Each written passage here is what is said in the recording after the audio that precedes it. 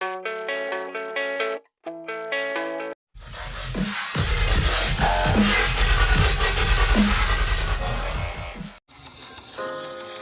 ने कहा है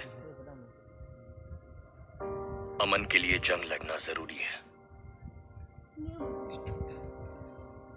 पर मैं इस पर यकीन नहीं करता। 5 साल पहले इसी यकीन ने मेरी जिंदगी बदल दी।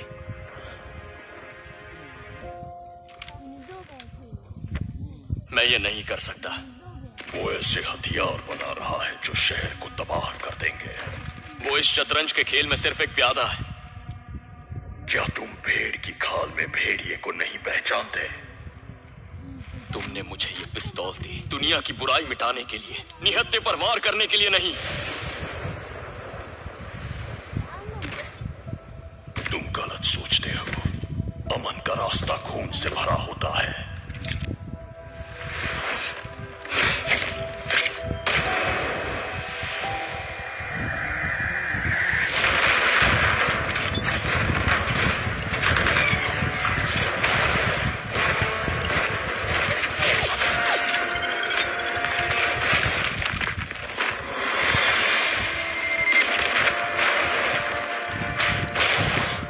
दुश्मन पर रहम करना तुम्हारी गलती होगी।